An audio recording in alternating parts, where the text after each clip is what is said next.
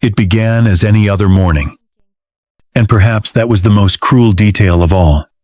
Anne Boleyn woke not as a prisoner, nor as a woman marked for death, but as a queen untouched, unshaken, still cloaked in the illusion of power that had defined her rise. She rose in her beloved Greenwich Palace, the so-called pleasant place, where the river's breeze softened the court's ambitions, and where she had once walked hand in hand with a king who had promised her eternity. That morning, in the month of May, in the year 1536, the scent of spring clung to the air, and Anne, as was custom, prepared herself to watch a game of tennis. Her smile still intact, her posture still proud, her heart, perhaps, still unaware that everything around her had already been decided without her. But Henry was not by her side, and that silence, his absence from a ritual they had so often shared, began to ring louder than the crowd's applause on the court. The day before, he had left in a hurry. No farewell. No warning. A queen does not question a king's movement. But Anne had learned to feel the shifts in his heart, like a storm approaching at sea. And today, the tide was strange. Then came the letter. A boat, gliding swiftly across the Thames, brought a message that would erase her last thread of safety. It was an order. She was to present herself before the Privy Council. Not later. Not tomorrow now. For any courtier, such a summons was a matter of life and death. For a queen, it meant something far worse. Disgrace. She was given no time to prepare her thoughts. Only to dress. Even then, the eyes of the court watched her every move with the kind of hunger that only betrayal could feed. She walked alone.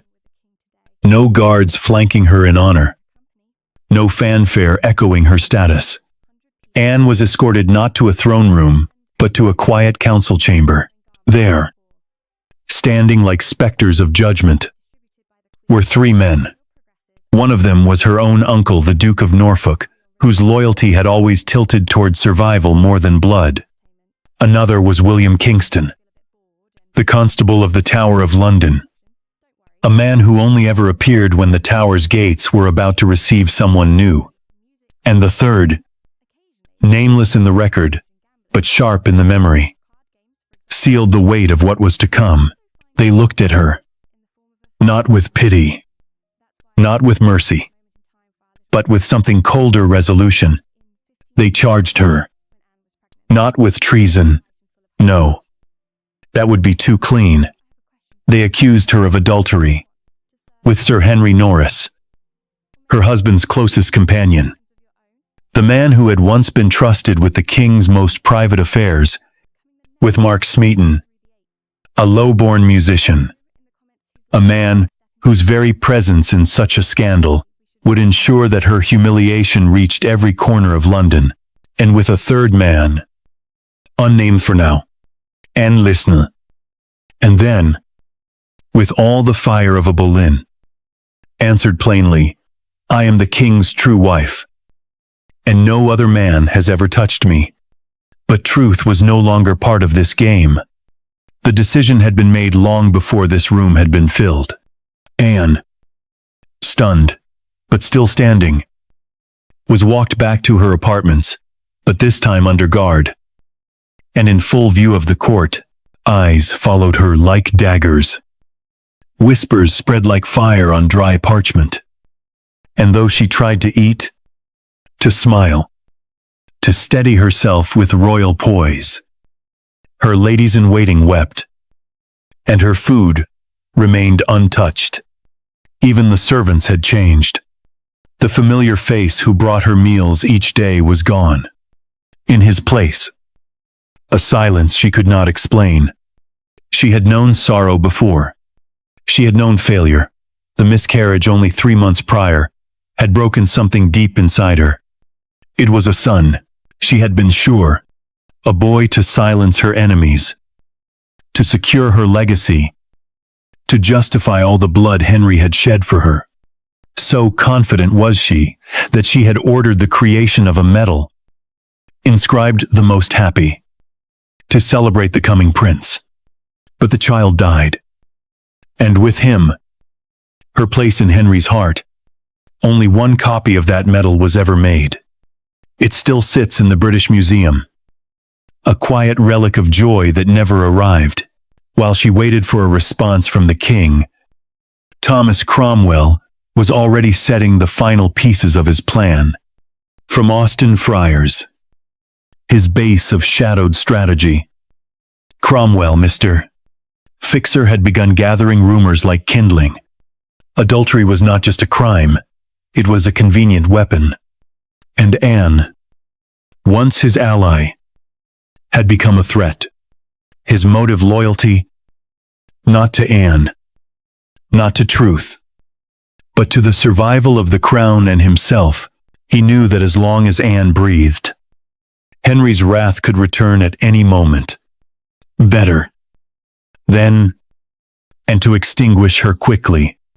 When Cromwell arrived at the palace with a troop of loyal men, including Anne's own uncle, he did not offer her compassion. Instead, he watched as her dignity unraveled slowly, beautifully, tragically. Still, she stood tall. "If it be His Majesty's pleasure," she said, "then I am ready to obey." But Cromwell knew her strength. He had seen her outmaneuver kings and cardinals alike. That is why he would not allow her even the chance to plead. The journey to the tower was not ceremonial. It was deliberate. By barge, Anne was taken down the river. She had once sailed in triumph, only now it bore her in silence. Word of her arrest had already reached the city. Crowds gathered, faces turned away, voices muttered curses. Her crown had not been removed. Not yet. But the people had already buried her in their minds. At 5:15 that evening, she arrived at the tower. But this was not the entrance of a queen. She entered through the court gate, a passage reserved for those still technically royal. She fell to her knees. "Am I to be taken to the dungeons?" she asked. But Kingston shook his head. She would stay. For now, in the Queen's lodgings, the very same apartments built for her coronation 3 years earlier. A cruel gesture, perhaps, or a false kindness. As the doors shut behind her, the air changed. She was no longer a queen. She was a case, a story, a stain that must be washed away. But Anne still believed, perhaps not in her innocence being heard, but in some sliver of justice. That night, she composed a letter, a plea, a cry from one human to another. "Try me, good king, but let me have a lawful trial. Let not my enemies sit as my accusers and judges." But no one was listening anymore. The tower had closed its gates, and history had already turned the page. Night fell over the Tower of London like a curtain of lead, heavy and unmoving, shrouding the city in silence, save for the distant hum of river water brushing the stone. Inside the Queen's lodgings, those once proud apartments built at great expense for Anne's coronation only 3 years before the torches flickered against cold walls that no longer warmed her, her footsteps echoed against the wooden floor as she paced, counted, sat, rose, and paced again. Each movement stripped of the authority she once carried like a second skin. The courtiers no longer bowed. The guards no longer smiled. The world had shifted in less than a day. And now the only thing that seemed familiar was her own breathing, shallow, uncertain, and forced. Anne Boleyn had entered the tower once before, not as a prisoner, but as a queen radiant with power. The trumpets had played. The gates had opened. The streets had cheered her name. On that May Day, the river had reflected the gold of her procession like a mirror of heaven. But now, she entered with no music, no comfort, no ceremony. She had fallen to her knees as she crossed the threshold, not in theatrical grief, but in a daze so profound that even the hard stone beneath her seemed unreal. She had asked if she was to be taken to the dungeons, and when the reply came, no, that she was to be housed in the Queen's lodgings, there had been a flicker of hope, small and almost cruel. Perhaps, she thought, this was all a mistake, a misunderstanding, something Henry would correct once he saw her, once he heard her speak. She clung to that idea the way a drowning woman clutches her own breath, but night has a way of telling truths that daylight dares not speak. And in the silence that wrapped itself around her, Anne began to understand what no one had said aloud. She was alone not just in the tower, but in the eyes of the kingdom. No messages from Henry, no word from Elizabeth, no letter from her father or brother. Her world had emptied without warning, and the silence pressed on her like the weight of the stone walls that surrounded her on all sides. They brought her food, not much, but enough to show she was still. For now, a queen. The tray arrived in a ceremony of restraint, laid gently by a servant who did not meet her eyes. There was wine, bread, a small piece of game bird, and sweetmeats still warm from the kitchens.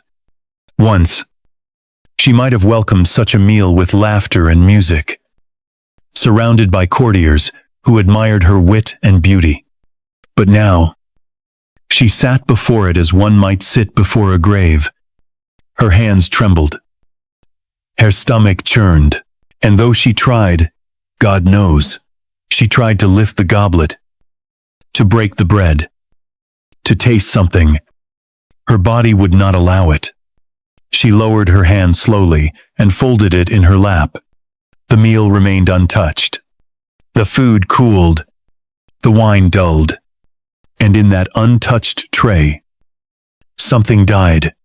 4 ladies had been appointed to serve her, not in loyalty, but in surveillance. She recognized none of them. These were not the women who had shared her laughter at court, nor those who had stood beside her during the birth of her daughter. These were strangers, silent and obedient, their faces blank, their ears always alert. She could not cry in front of them. She could not speak freely. And though they poured her wine and laid her bedding, Anne knew these women served Cromwell, not her. They were his eyes, his ears, his soft-voiced informants. If she spoke in her sleep, they would remember. If she whispered to herself, they would report it. If she prayed too fervently, they might twist her prayers into confession. She asked them if they had heard any news. They did not answer. She asked for parchment and ink. They brought it. But she saw one of them reading over her shoulder before the first line had dried. That night, Anne wrote nothing. She sat by the window, looking out at the darkness, where the river whispered below and the city lay beyond. Unaware or uncaring, somewhere in that great city, her husband, her king, was laughing, perhaps with Jane Seymour, perhaps alone, but not with her. Never with her again. She closed her eyes and thought of Elizabeth, her little girl, her only child. She did not know if the child had been taken from her rooms at Greenwich. She did not know if she would ever see her again. Would Elizabeth be told the truth, that her mother had been accused, condemned, erased, or would the court tell her a softer story? One of necessity, of justice, of lies wrapped in velvet. Anne tried to remember the scent of her daughter's hair, the sound of her laugh, the way her tiny hands had once clutched Anne's fingers, as if she had known even then that the world would try to separate them. The tower bell struck once, twice, then again marking the hours as if they mattered. Anne did not sleep. Her mind reeled backwards, then forwards, then collapsed inward upon itself. She remembered France, where she had learned grace and ambition. She remembered Catherine of Aragon's court, where she had waited and watched and grown into a woman the king could not resist. She remembered the moment Henry had offered her everything, not with words, but with his eyes a promise of fire and crowns and immortality, and she had taken it, all of it. She had risked everything, and for a time, she had won. But now, it seemed, the fire had turned inward, burning through the walls of her life, consuming her one quiet hour at a time. She spoke aloud then, softly, as if to no one. "I have only ever loved him." One of the women stirred but said nothing. Anne turned away. Sometime near dawn, she finally wrote a letter. It was not long. It was not elaborate, but it carried the weight of her heart. "Try me, good king," she wrote. "Let not my enemies sit as my accusers and judges, for my truth shall fear no open shame." She did not sign it with flourish. She did not weep over the parchment.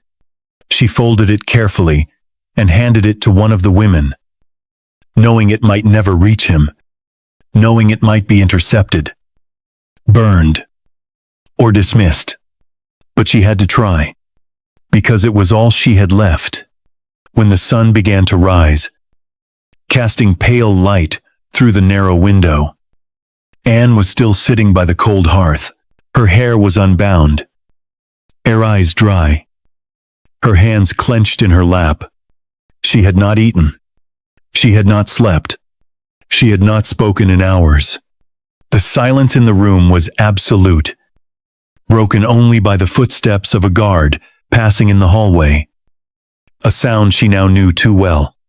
The four walls of her chamber did not move, but they pressed inward just the same, closer with each breath, tighter with each thought. She wondered if she would be buried beneath them. She wondered if they had already begun to dig the grave. She rose slowly, her body aching, and moved toward the untouched meal. She placed her hand upon the goblet, but did not lift it. Then she turned and looked at the women watching her. Those soft-faced spies with stiff posture and pitiless gazes.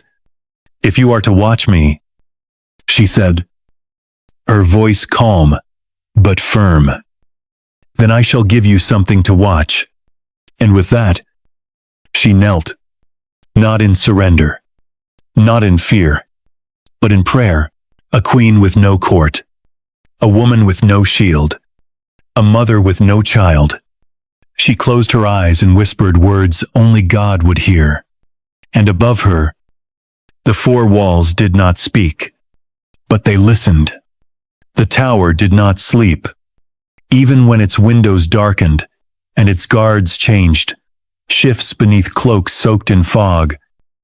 The air inside those stone corridors remained thick with movement. Whispers turned corners before footsteps did. Orders were delivered behind closed doors. And names that once brought laughter or admiration in the halls of Greenwich were now uttered only in hushes, as if the stones themselves might be listening. Anne Boleyn remained in the Queen's lodgings, not yet stripped of her title. Though the crown had already slipped in the eyes of the world, she still spoke softly when she prayed. I still asked for word from her family. It still composed letters she could not send, and still traced the faces of her daughter and husband in the shadows cast by candlelight. But outside her chamber, the machinery of her downfall had grown more methodical, more merciless. Thomas Cromwell, the king's trusted architect of convenience and silence, moved like smoke through the capital, gathering more than facts, he gathered fear. And it was fear that opened mouths and unlocked secrets, real or imagined. The first name to surface, again and again, was Mark Smeaton, a court musician, clever with strings and sweeter with flattery. He had always hovered near power, a harmless presence in Anne's household, too low-born to threaten, too eager to please, to suspect. But now, under Cromwell's hand, he was caged. No one knew what had been said in that chamber where he was questioned, nor how long he had been kept without food or rest, nor whether he had spoken freely or under pain. But when he emerged, his confession had already become a tool, a lever used to pry open a dozen other fates. He had named Anne. And worse, he had named others. Sir Henry Norris was next.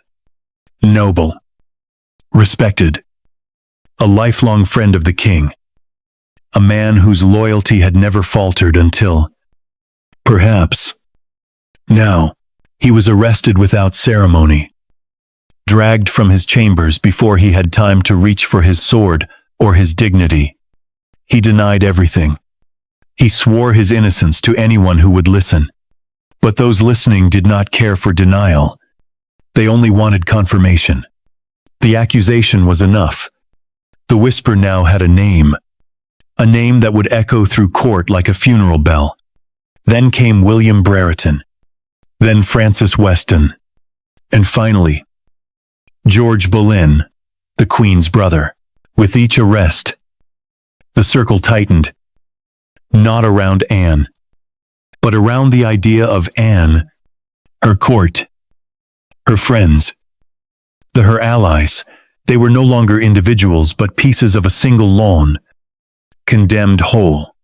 Cromwell's strategy was elegant in its brutality: destroy the Queen by destroying her orbit. Not through evidence, through isolation, through scandal, through shame. When George was seized, something deeper broke in Anne.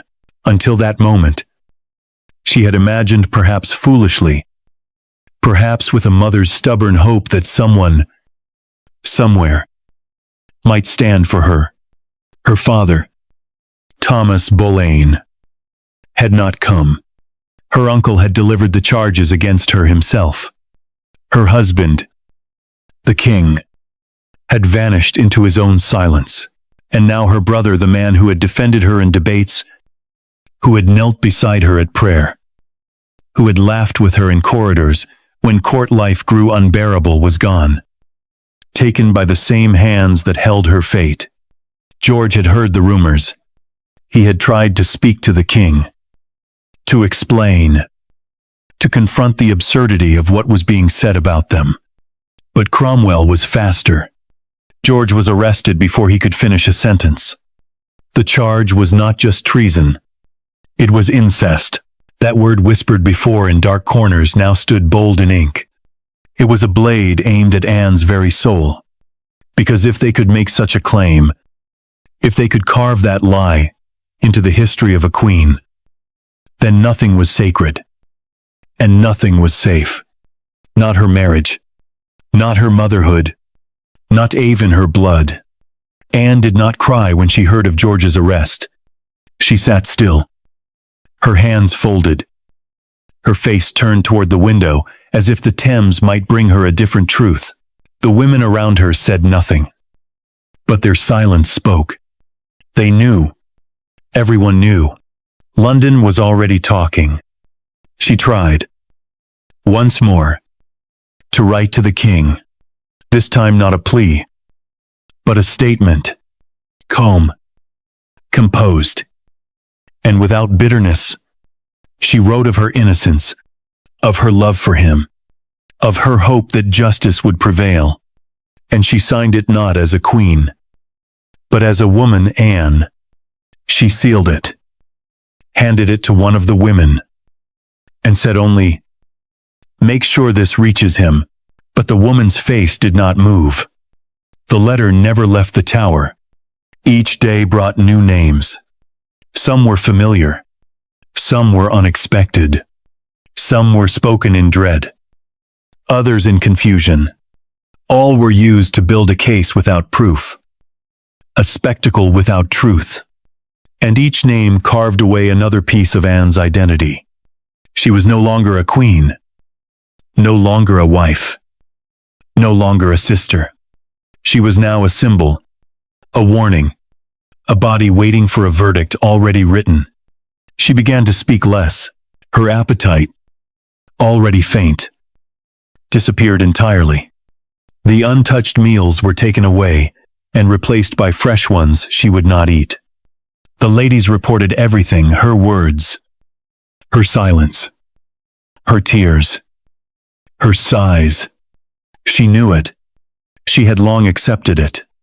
She even began to speak deliberately, clearly, carefully, as if dictating her innocence not to them, but to the pages of history that would come long after they had gone. In those quiet hours, when no footsteps passed and the torches burned low, Anne would whisper to herself, sometimes prayers, sometimes memories, sometimes names. Elizabeth, Henry, George. Her voice barely louder than breath. But still, the walls listened. What hurt most, perhaps, was not the cruelty of Cromwell, nor the betrayal of the court, but the silence of Henry.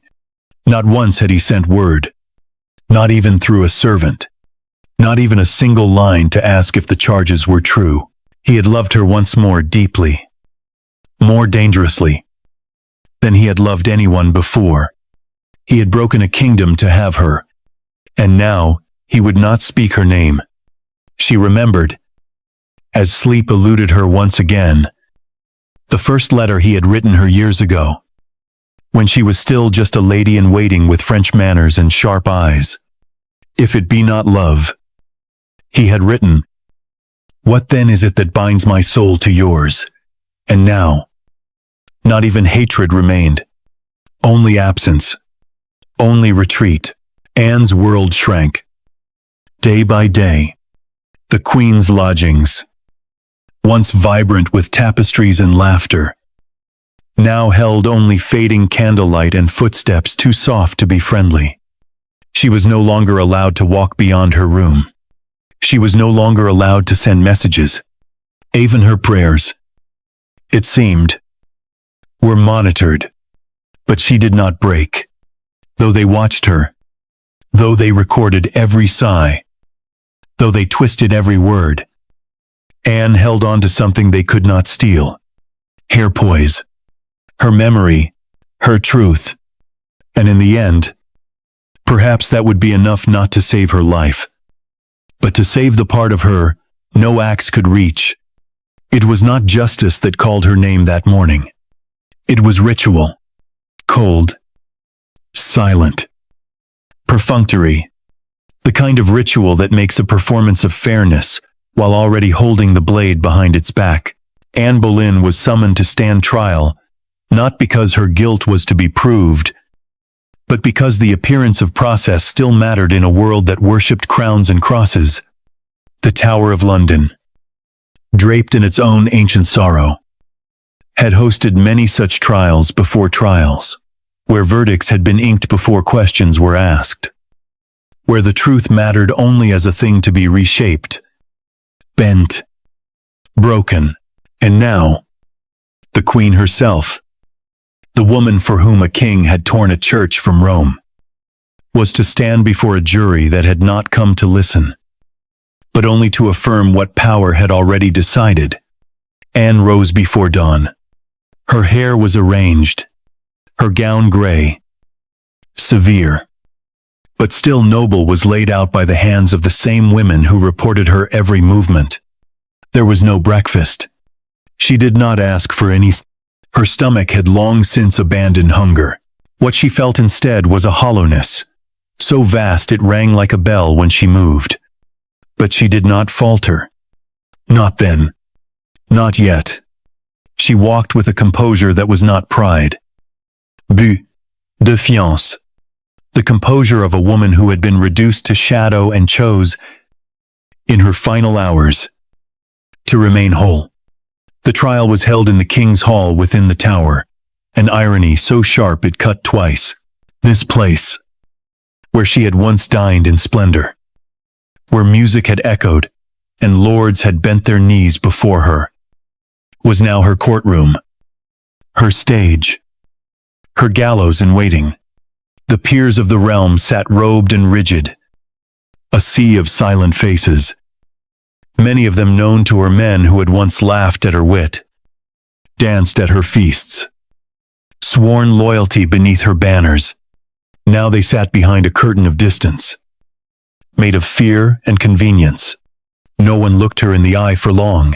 At the center of them all was her own uncle, the Duke of Norfolk, appointed to preside over her destruction as Lord High Steward. His voice did not tremble as he read the charges. There were too many to count. Adultery, treason, incest, conspiracy to kill the king. She heard her brother's name, Mark Smeaton's name, Sir Henry Norris, Francis Weston, William Brereton. The names formed a noose more than a case, looped carefully around her legacy, designed not to seek truth, but to smother it. Anne listened. She did not flinch when called upon, and she rose and answered clearly, "I am innocent of each charge." Her voice did not crack. She did not plead. She stated it as one states, a fact of the sky or sea. The judges did not nod. The lords did not stir. And when she named her innocence again, more gently this time, almost as a lullaby to herself, no one offered so much as a sigh in sympathy. The evidence was threadbare. Whispers, timelines that contradicted themselves, confessions likely drawn by torture or threat. Smeaton, the musician, had confessed and then retracted. But no one cared for the retraction. The confession, once spoken, had already been carved into stone. Norris had denied all. Weston and Brereton swore innocence. George, her brother, had mocked the charges in his cell, refusing to speak lies, even if they might spare him. But none of that reached the chamber where Anne now stood. There were no witnesses. Not truly. Only papers, only statements, only silence masquerading as justice. And behind it all stood the shadow of Thomas Cromwell, who did not appear, but was present in every breath, every word, every glance exchanged between the men who had already agreed what the outcome would be.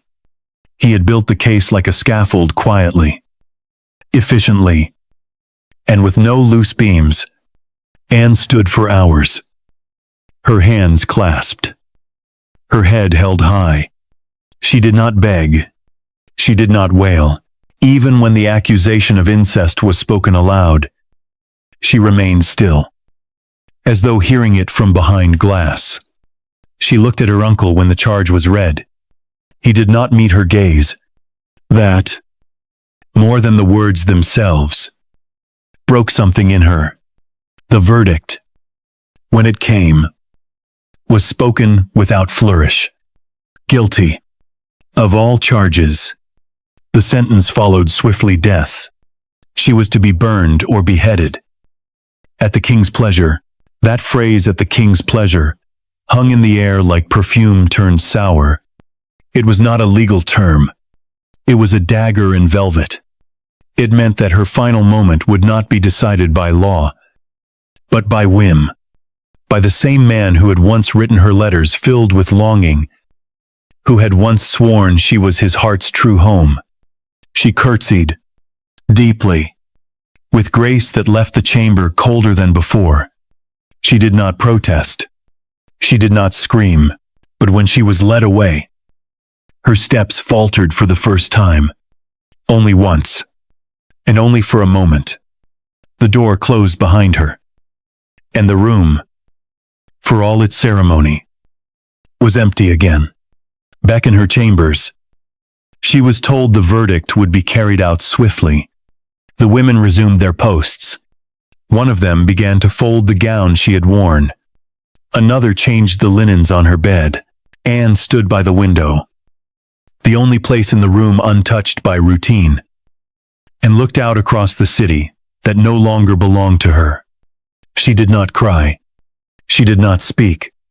She simply stood there, listening.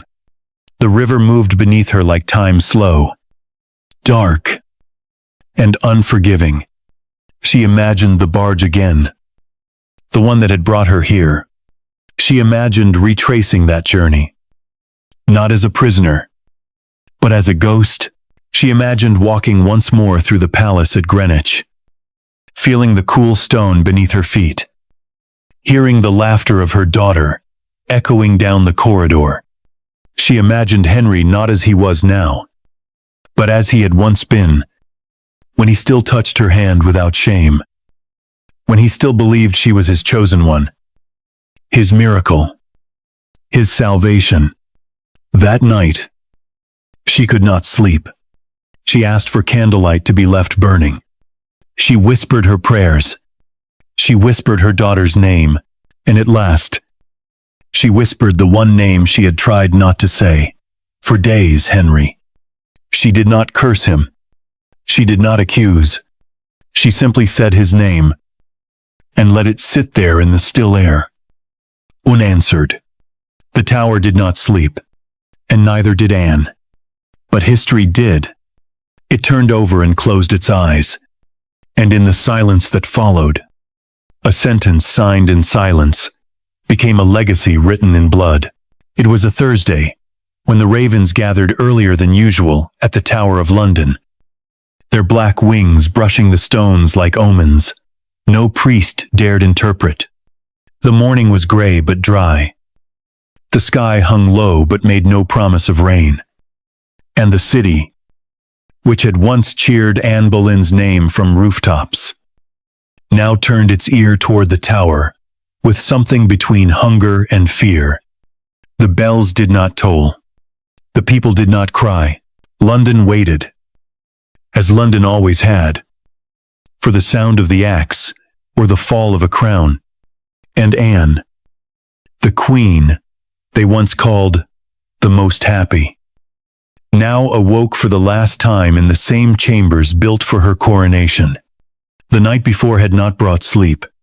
She had knelt by the candle's low flame for hours, speaking softly, not only to God, but to herself, to Elizabeth, to the wind that passed through the narrow windows, as if it, too, had come to listen. She had requested no priest. She had asked no final questions. The only words she had repeated were these: Jesus, receive my soul.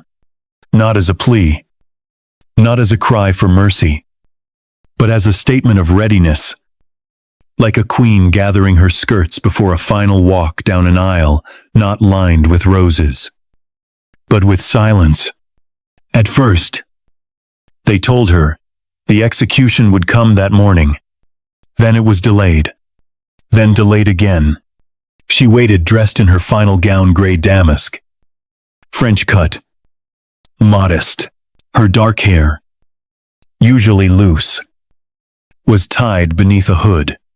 Her hands, folded in prayer, bore no rings. She was already stripped of her titles, but she carried herself with more sovereignty in those hours than many kings did on their thrones. Her ladies wept. She did not. She consoled them. She thanked them. And when she was told that the swordsman brought from Calais at Henry's special request had not yet arrived, she smiled, thinly, and said only, I heard say the executioner is very good, and I have but a little neck. It was a joke, and yet not.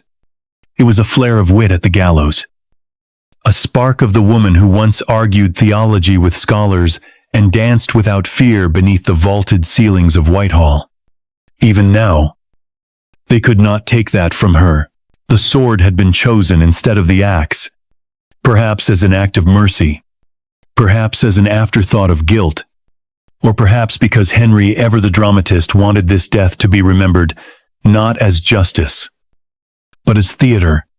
A French blade, a silent swing, no block, no struggle, just one stroke, clean, final. By the time the hour came, the tower green had been prepared. Sand was spread to absorb the blood. The scaffold, freshly built, stood small and square, far more intimate than the vast execution sites beyond the city walls. There would be no cheering mob today, only a small, selected audience, privy councillors, courtiers, a few nobles, no family, no friends, just those who had once toasted to her rise and now arrived to see her fall. That, too, was part of the ritual. When they came for her, she did not falter. She rose with grace. She asked that her eyes not be bound until the final moment. She walked barefoot across the stones. Kingston, the constable, walked beside her, holding the letter she had written the night before. It would never reach the king. She did not ask where it was going.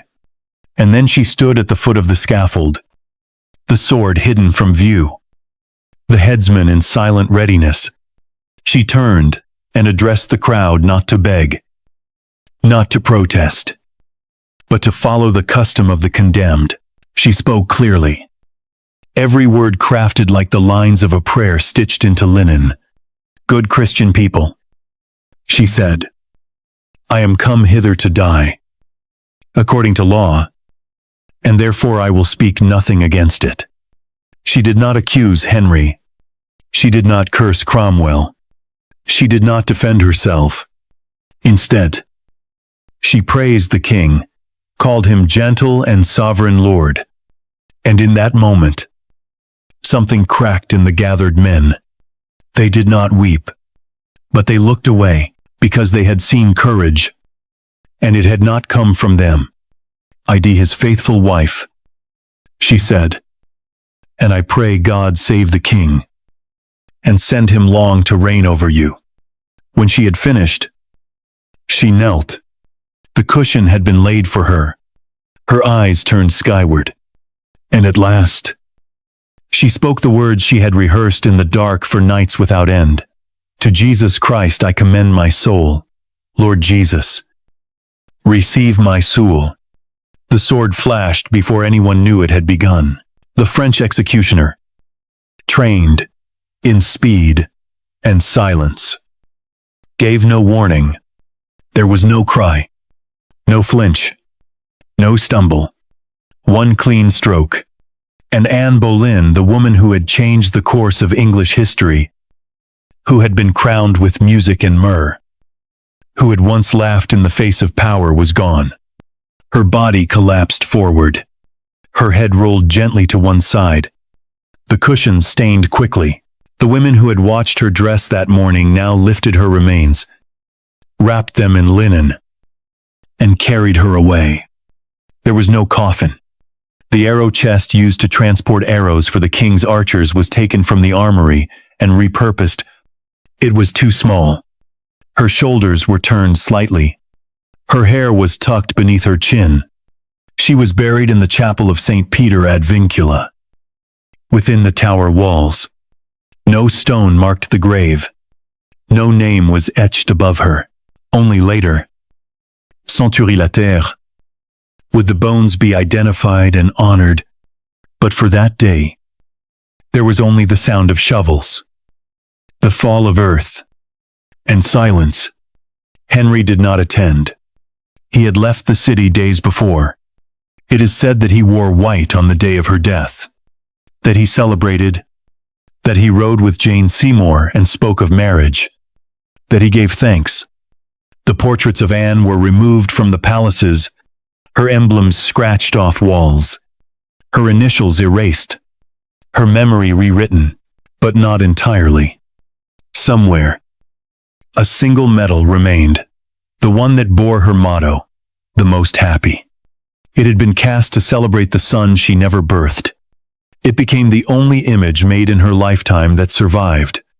And then there was Elizabeth, the daughter left behind, the girl too young to understand. They did not speak her mother's name again for many years. But blood remembers, and history, though slow, does not forget. The tower stood quiet that night. The scaffold was dismantled. The sand, red and sticky, was brushed away. And somewhere beneath the stone floor, the wind curled through cracks and whispered a name no longer spoken aloud. Anne. The tower returned to its rhythm more quickly than the heart should allow. By the time the ravens had picked at the corners of the scaffold and the wind had swept clean the stone yard where a queen had knelt and died, the machinery of power had already turned its face elsewhere. The execution was not spoken of in the chambers of Whitehall, not remembered in the laughter of the court. No mourning clothes were worn. No prayers were offered in chapel. The world had turned, and it did not look back. Anne Boleyn, once crowned with trumpets and laurel, was buried not in splendor, but in secrecy, beneath the floor of the chapel of St. Peter ad Vincula, St. Peter in chains. A name too fitting, too final. There was no tomb carved in marble, no epitaph, only earth, and the shallow scrape of haste. Her body, wrapped in linen, bent slightly within the arrow chest. It was laid in the ground with no one to weep beside her. The priest muttered the rites without voice. The sky did not open. Even the stones remained still. And when it was done, the floor was sealed over, plain and mute, as though she had never lived at all.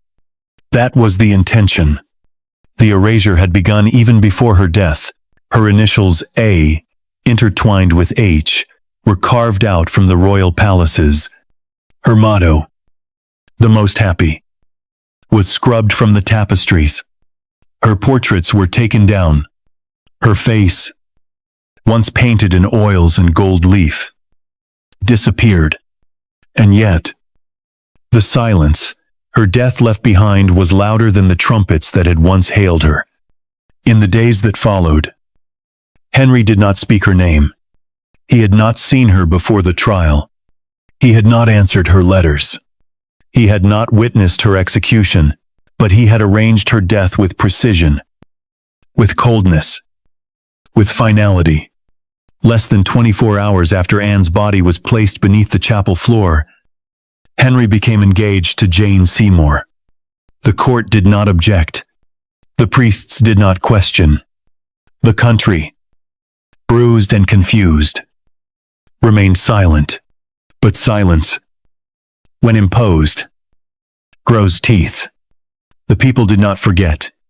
The gossip carried on boats down the Thames, in whispers across tavern benches. In the hurried Latin of monastic halls, they said Anne had gone to her death with dignity. They said she had spoken gently. They said she had smiled. And they wondered, though few dared aloud, what kind of king could love so fiercely and destroy so completely. George Boleyn was buried beside his sister. The other men, Smeaton, Norris, Weston, Brereton, lay not far, each grave unmarked, each name nearly wiped from record, or remembered only as accomplice to a queen's fall. The tower kept them all in its cold heart, and it would keep others still. The stone had not yet had its fill of blood. But it was not just Anne who vanished. Her memory was held hostage, distorted, rewritten to suit a king's convenience. The official story painted her as guilty, hysterical, dangerous, a woman who had seduced a king, poisoned his conscience, betrayed his bed, and plotted his death. That was the version passed to the scribes, to the ambassadors, to the foreign courts who raised their brows in scandal. But beneath that thin layer of ink was another truth. fragile, hidden, but breathing. It lived in Elizabeth. Anne's daughter was barely 3 years old when her mother died. Too young to understand treason. Too innocent to know what a sword could do. She had been taken from her mother's arms without explanation. Placed in a household not of her choosing. Under the care of strangers who spoke carefully and never answered when she asked where her mother had gone. They called her Lady Elizabeth, not princess. Her title was stripped. Her future uncertain. Her name surrounded by silence. But blood remembers. Elizabeth would carry her mother's name like a wound hidden beneath royal robes. She would hear the whispers at court. I would see the glances exchanged. When someone mentioned her mother, she would study the faces of portraits that no longer hung. Listen to the servants who said nothing too loudly. And wonder what kind of woman had given her life and then vanished so completely. Anne became myth and ghost long before Elizabeth wore her own crown. But in the quiet corners of her chambers, the daughter never forgot, and neither did the tower. Centuries would pass before anyone sought Anne's bones. The chapel was rebuilt. The floor was lifted, the forgotten graves examined, and beneath layers of dust and stone, a body was found. A woman, small, slight, her head detached, her frame forced into a box too narrow for her bones. No Yavelri. No name. But there were those who knew. There were those who still believed. They marked her place. They carved her name. They built a memorial that came too late. But came nonetheless. Anne Boleyn's grave now lies in the chapel she never chose. Among the dead she did not ask to die beside, but her memory, strange and beautiful and enduring, never stayed buried. Because history, though rewritten, carries undercurrents, and the silence that followed her death became a question England could never quite answer. Was she guilty, or was she merely inconvenient? And if she was innocent, what did that make Henry? The silence between those questions grew louder with each generation, and though kings rose and fell, though palaces crumbled and flags changed, the story of Anne Boleyn remained. Not in statues, not in crowns, but in the quiet, steady beat of curiosity, in the hands of poets, in the voices of those who dare to ask, what if it had been different? Because she was not just the queen who died. She was the queen who mattered. The queen who made the impossible happen. The queen who changed the church, changed the king, changed the future. And though her grave bore no name for centuries, the world never truly forgot her. In the end, the silence that outlived Anne Boleyn did not erase her. It preserved her. It forced history to return, again and again, to the moment a woman knelt in grace and met the sword with a whisper. And in that whisper, Lord Jesus, receive my soul. The silence broke. There once was a chamber in the palace of Whitehall where two thrones sat side by side, one tall, adorned with golden fleurs-de-lis and Tudor roses, the other smaller, made to fit a queen's frame. Its velvet faded gently by the light from the great arched windows.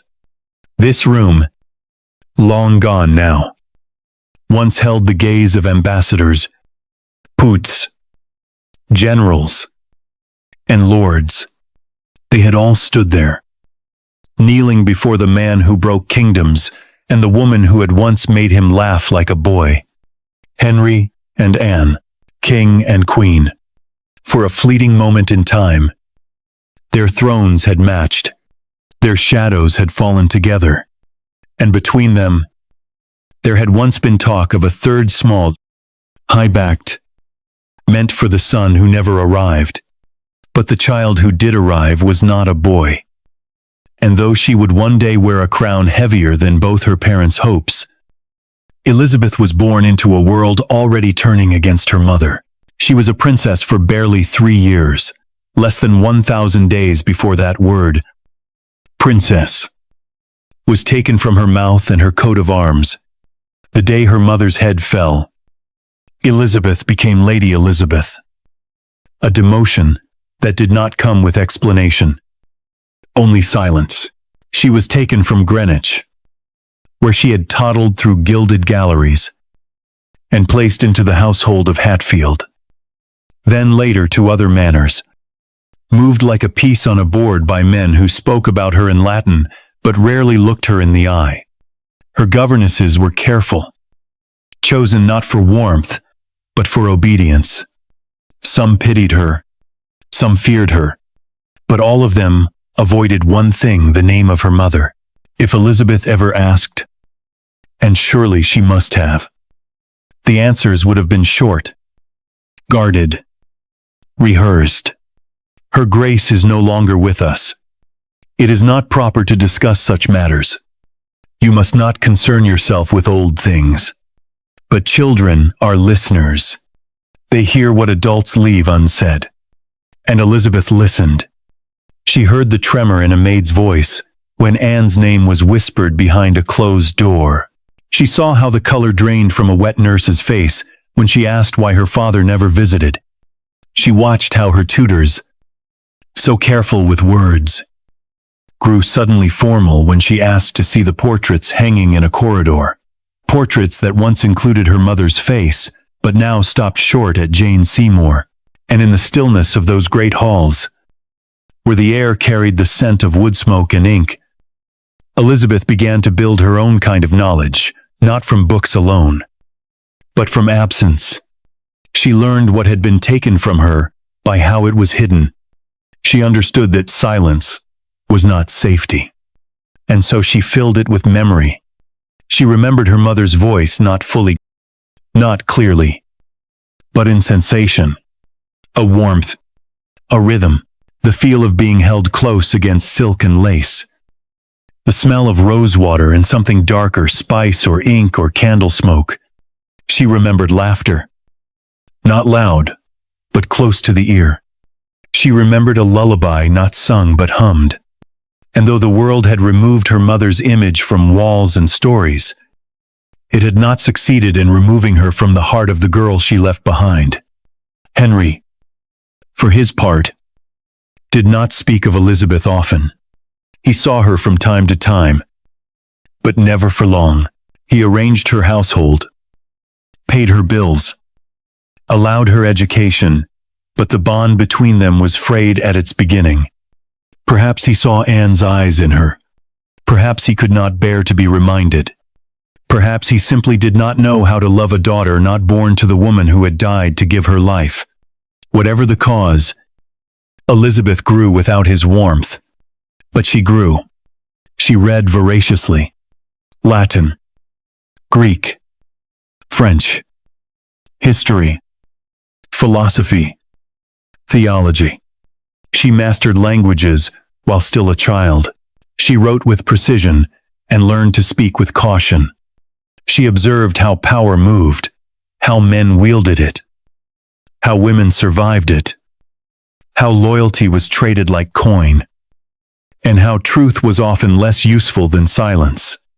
And in the back of her mind, always, was the story of her mother, not as it was told, but as it must have been. She did not believe the lies. Not truly. Not even when the official histories named Anne guilty. Not even when sermons cast her as Jezebel.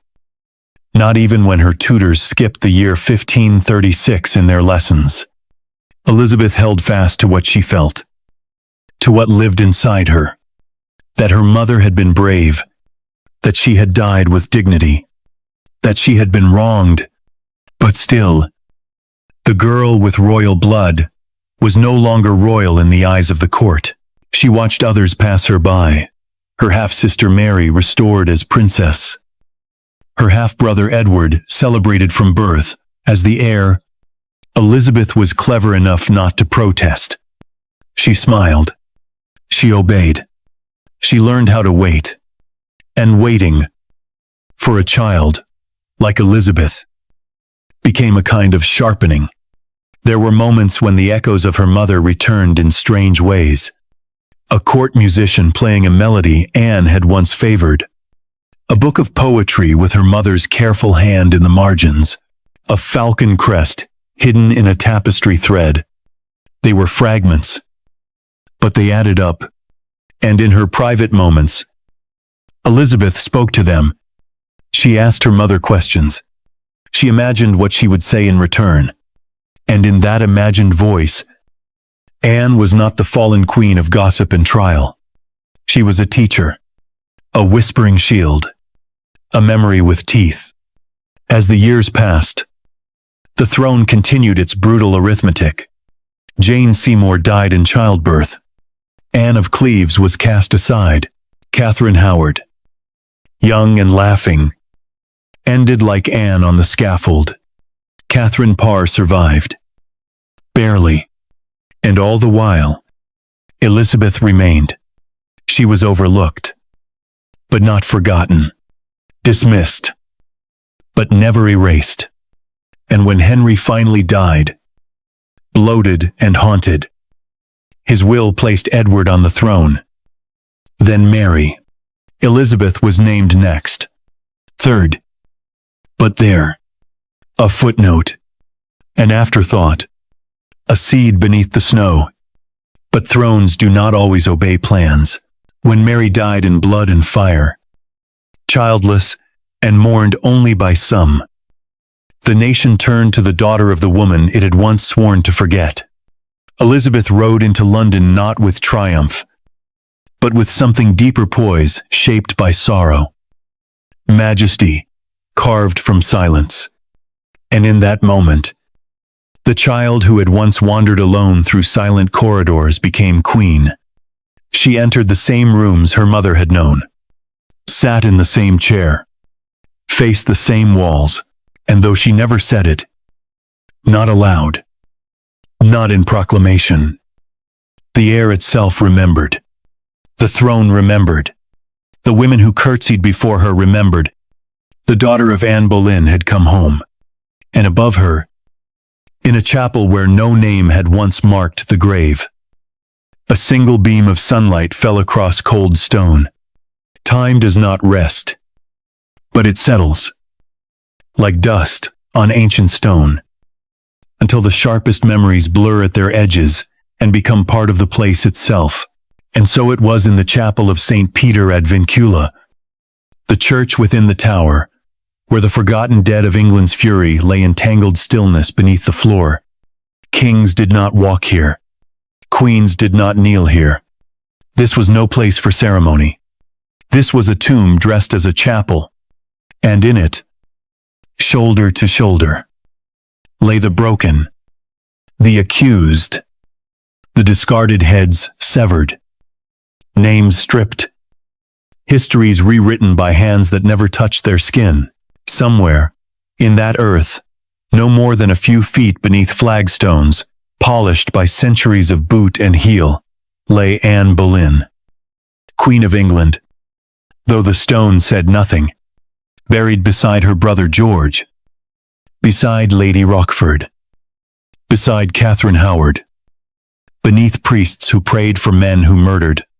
It was a chapel full of contradictions, a place where silence grew so thick it pressed against the lungs of those who dared to stand too long within its walls. The air did not carry incense, it carried memory.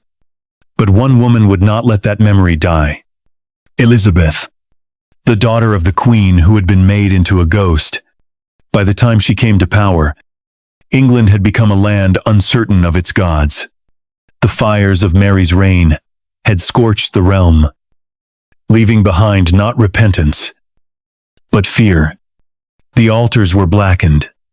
The bones of martyrs rattled uneasily in their graves, and into this trembling silence stepped Elizabeth, a woman alone in every direction. Born of a marriage the world had condemned, shaped by exile, defined by absence. She had learned to rule not with an iron hand, but with a watchful eye. She knew when to speak and when to remain still.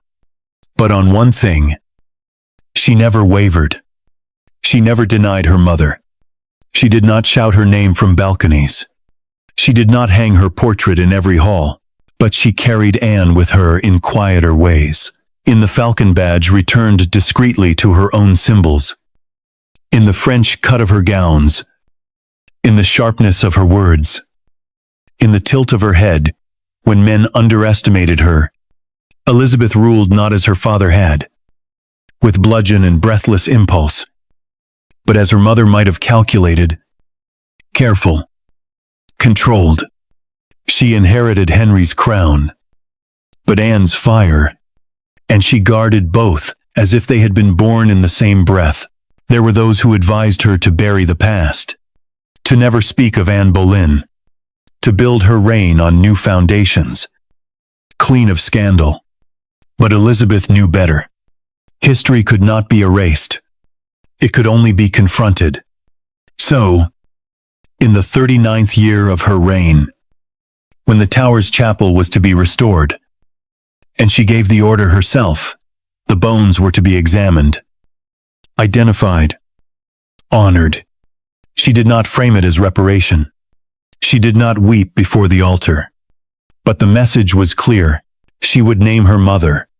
She would place her back among queens, and she would do it not with vengeance, but with dignity. When the stone slabs were lifted, what they found was sorrow made real. Bones jumbled together, some bleached by time, others broken at unnatural angles, skulls missing jaws, ribs pressed against pelvises not their own. No order, no care. No separation. Anne's remains were believed to be among them narrow shoulders, a slender neck, bones consistent with a woman in her mid-30s. No Yavelry, no marker, just silence. But Elizabeth knew. She ordered that the site be cleaned, the graves properly marked. A marble pavement was laid down, and on it, her mother's name was carved for the first time since her death. Queen Anne Boleyn, executed May the 19th, 1536. No apology followed. None was needed. The inscription was not for the world. It was for the silence that had swallowed her for so long. It was for the child who had once whispered her mother's name into the dark. It was for the mother who had died alone and unspoken. And though Elizabeth never visited the grave publicly, though no poet recorded a royal vigil, there were those who claimed quietly, in letters and diary margins, that the Queen would sometimes walk alone in the Tower gardens when the court had retired, her steps slow, her eyes unreadable, her cloak trailing in the dew, that she would pause near the chapel door, her gloved hand resting lightly against the stone, that she would speak no words, but that her breath would linger there, as if drawn inward by something older than grief, something called blood, because blood does not forget. And Elizabeth was not simply the daughter of Anne Boleyn. She was the vindication of her. Every law that had declared Anne's marriage invalid, Elizabeth's birth illegitimate, had been broken by the weight of her crown. Every man who had claimed Boleyn blood unworthy had bowed to it, and every stone that had been laid to keep her mother's name buried had now been forced to carry it. But even so, there were limits. Elizabeth never married. She never bore children. Perhaps she feared the price. Perhaps she knew, too deeply, what it cost a woman to give her body to the future. She saw what it had done to her mother, and though she loved Robert Dudley, perhaps others, she kept her crown untouched, unshared. She would not risk what her mother had lost. The chapel, though quiet, changed because of her. Tourists now step lightly across the stones, reverent, curious, hushed. The guides speak Anne's name with a solemnity once forbidden. They point to the place where her body lies, beneath the floor, beneath the years, beneath the weight of history. And still, the wind, moves through the tower. Still, the ravens call, but the silence no longer owns her, because a daughter spoke her name, and history, at last, listened. Some stories do not end with trumpets or fire, but with silence. A long, deep, aching kind of silence. The kind that wraps around you as the candle dies and the wind leans against the windows. The kind that holds you still as you lie awake, watching the shadows stretch across the ceiling, knowing that something once alive and bright has faded into something the world could not protect. The story of Anne Boleyn, Queen of England. Mother of a queen. Voice turned to whisper, was never meant to be a bedtime story. And yet it has become one. One we tell in the quiet. One we remember when the noise has gone. She had once imagined a future, not only for herself, but for her daughter, a court where women ruled with the same grace and cunning as men, where crowns were not measured in sons alone, where a queen could be both mother and monarch, both lover and leader. But she had died before she could shape it. She had died with her name still on the lips of those who cursed her, with no eulogy, but the whisper of sand under boots. No audience but the pale gray sky. And yet somehow she was not forgotten. She lived, not in portraits or tombs or statues, but in a daughter who listened more than she spoke, who watched as queens fell and kings died, who learned from every silence left in her mother's absence. Elizabeth had been the girl in the shadows, taught to lower her eyes and smile gently, taught to be still when the world turned violent, taught to survive, not by demanding space but by inhabiting its edges. But in time, she became the center, the sovereign, the ruler of an empire her mother had only dreamed of. And still Anne was there, in the lace of Elizabeth's cuffs, in the lilt of her voice, in the steel of her gaze, in the way she held her ground when courtiers pushed, when suitors schemed, when enemies whispered that she was too much like her mother to ever be safe. And perhaps they were right, because Elizabeth was like Anne, not in scandal, not in downfall, but in fire, in brilliance, in unyielding spirit. She inherited the crown that had killed her mother, and wore it for 44 years without letting it slip once.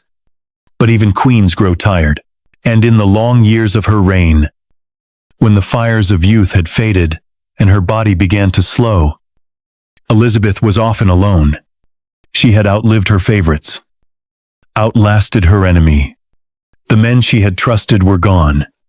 The world she had ruled had changed beneath her, and the girl who had once whispered her mother's name into the dark found herself again surrounded by silence, not the silence of fear, but the silence of memory.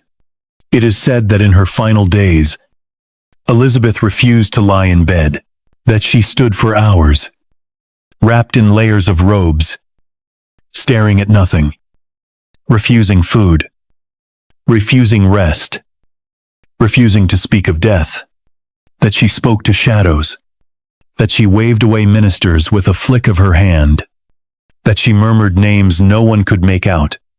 But one name, perhaps, was said more than once. Anne.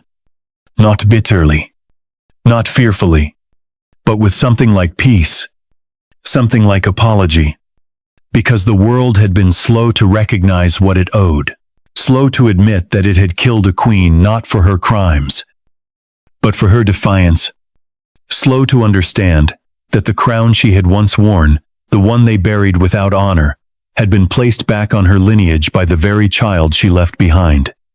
And now, when we speak of Anne Boleyn, we speak not only of her death, but of what followed. We speak of the girl who survived her, the girl who turned shame into sovereignty, the girl who remembered, and in remembering, changed everything. History does not apologize, but sometimes It corrects itself, quietly, slowly, in the form of plaques laid in chapels, in portrait quietly restored, in school children learning her name not as traitor, but as queen, in flowers left beside her grave by strangers who know her only through silence, in stories whispered at bedtime, because Anne Boleyn is no longer just the queen who lost her head. She is the mother of a queen who held hers. She is the breath beneath a crown, the voice beneath the stone, the flame that would not go out. And tonight, as we lie still and let the hush of the room wrap around us, we can hear her not in fear, not in grief, but in strength, in the echo of that last prayer. Soft as a lullaby, Jesu. Receive my soul. And in the quiet that follows, we remember not how she died, but how she endured.